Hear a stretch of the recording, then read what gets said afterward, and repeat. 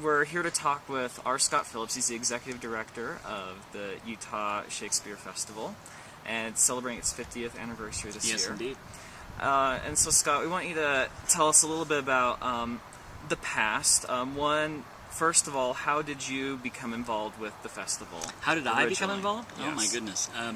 Actually, I was a student at then Southern Utah State College, and I came here as a business major.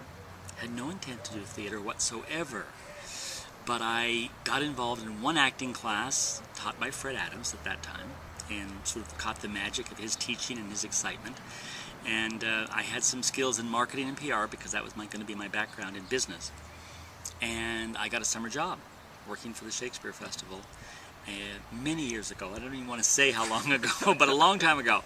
And one thing led to another, and a summer job became a next summer job. I ultimately took more classes in acting, more classes in scene design, stage lighting, and I changed my major from business to theater. But I got a double major in business administration and theater arts, so it kind of made my parents very happy that I still had the business background, and yet I was doing what I wanted to do. And that's sort of how I got involved in it. And I went away to graduate school and got my degree in theater administration. I went to New York for a very short period of time because I thought, you know, I was going to be an actor like everybody else, and I was going to go out and save the theater world with my acting. And I got there in New York and found out there was 150,000 other actors just like me, and I decided, you know, I want some security. I want a house. I want a car. I want a permanent job. And so I was fortunate enough by that time that Fred had a position open at the festival. And I made an application. It was for the first full-time position they had here. It was for a marketing and PR director. And I applied, and I was hired.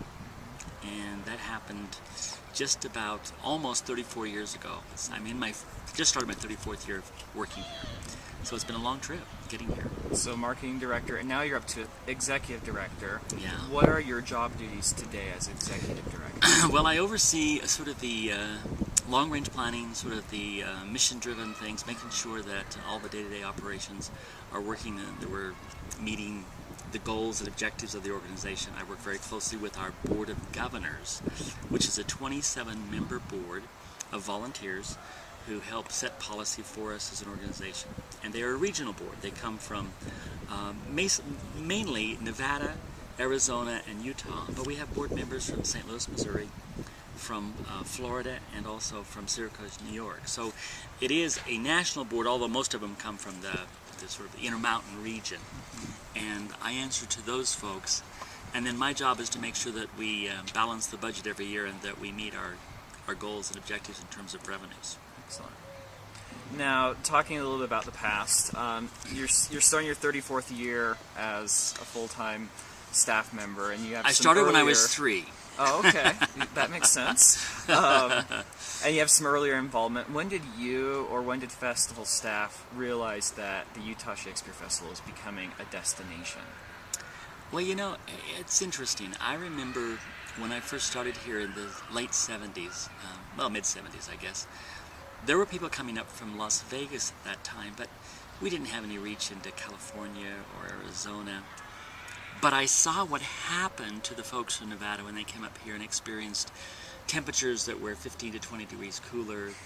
They loved the idea that like water was running down the gutters, that sort of dogs were out walking around the streets, because it was the kind of main streets, the kind of small towns that many of them grew up in. Even though they might be in a metropolitan area now, they grew up in smaller towns and then made the move to urban areas.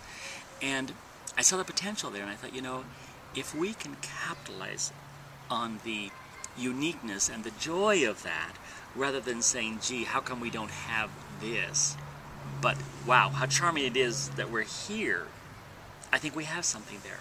So we really started to push the idea of making this a festival experience, that come and spend 3 days and see 6 plays. And it really started to catch on with people. And I think that was the first sort of major step to make this a destination for people. And then, of course, part of that was we had to add other things. If this is going to be a destination, we said, okay, it can't just be the plays. We've got to add things for them to do during the daytime. So that's when we put in the backstage tours and the literary seminars and the production seminars, and eventually we added the royal feast and then the tea and all sorts of things that came in. So it was really thinking, how can we be a type of a theme park but with sort of a cultural event is what we looked at. Interesting. One of the big highlights from the history of the festival, of course, was the 2000 Tony Award for Right. Best Regional Theater. Tell me about how that experience and that award changed Oh my the gosh. festival.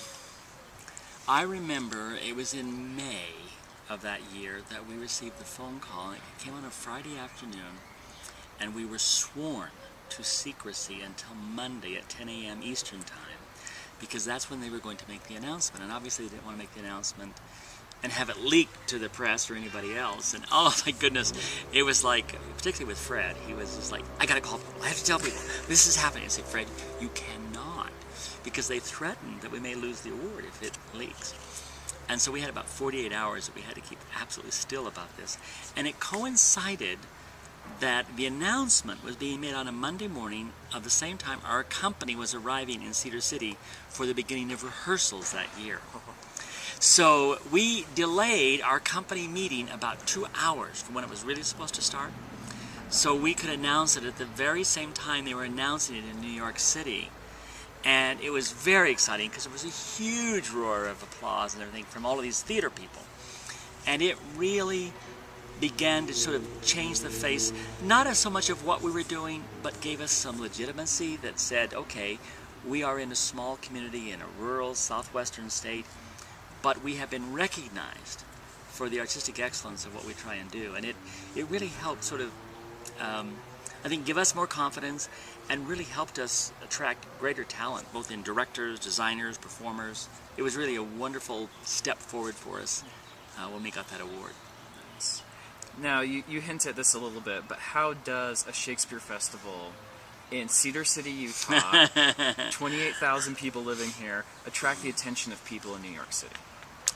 You know, it's tough. It's tough. But I will say that in many ways, in the theater community, we are better known outside of this state than we are even within our own state borders. If you go to New York on any given day, I can be in Times Square and I will run into somebody I know or somebody that has worked here, and they'll say, you're with Utah. You're with the Utah Shakespeare Festival, aren't you? And I'll say yes, because they've either worked here or they've had a colleague or one of their professors or a guest director has worked here. But it is an ongoing challenge, and because as a nonprofit, like so many, we don't have an unlimited budget to promote and market the festival. So it's difficult. But I think over the years, the quality of work that we've done and the kind of performers that we've continued to hire have been our best ambassadors in selling the festival when we're not around. They're doing it for us.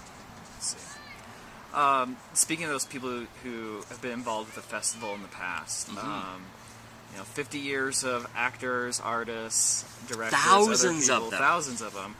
Who would be on a who's who of people who have in the past been involved? With the I get festival? asked this question a lot, and it's difficult because You don't want to leave anyone out. Right, and we've never had Robert Redford work here, or Julia Roberts, or anything like that.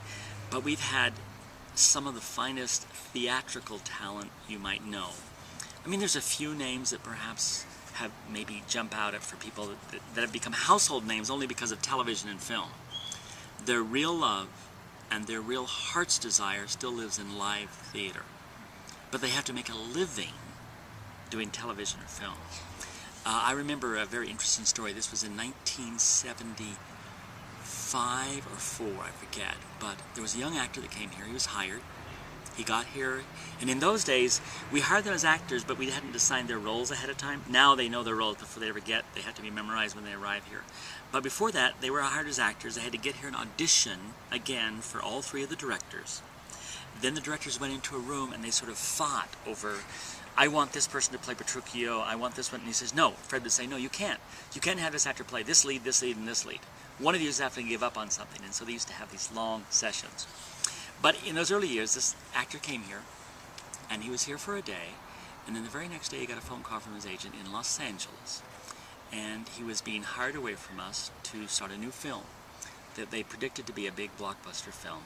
So he left us only after one day of rehearsal, and his name was Mark Hamill, and the series was Star Wars. And, you know, the rest of that is history. But at that time, you know, nobody knew who Mark Hamill was. In the early years, we had a young actor named Paul Michael Glacier who went on to do Starsky and Hutch on television in the 70s, which was a very popular series. And more recently, we've had Benjamin Bratt, who's done a lot of television series and a lot of motion pictures with Sandra Bullock, Miss Congeniality, and a number of things of that nature. And one of my great friends and a good guy who went on to do The West Wing, and he's done Studio 60, and a number of things is Bradley Whitford, and he's a wonderful actor and a great guy. And then most recently on television, Modern Family, Ty Burrell was here for a couple of seasons, and in fact he was in our last Midsummer Night's Dream that we did out of doors, and played Oberon and did a fantastic job, and now he's on Modern Family.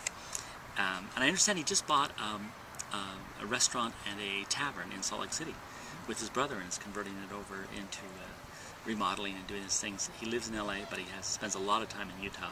Great guy.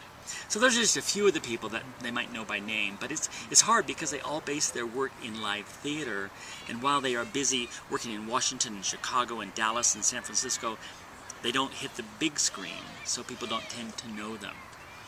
Elijah Alexander, who you may have seen in Midsummer Night's Dream, and he plays Richard III in Richard III, is the voice right now for Sears. All the Kenmore commercials. He is the voice behind all of those appliance sales on national commercials. He has a beautiful new car that he thanks his national commercials for allowing him to get.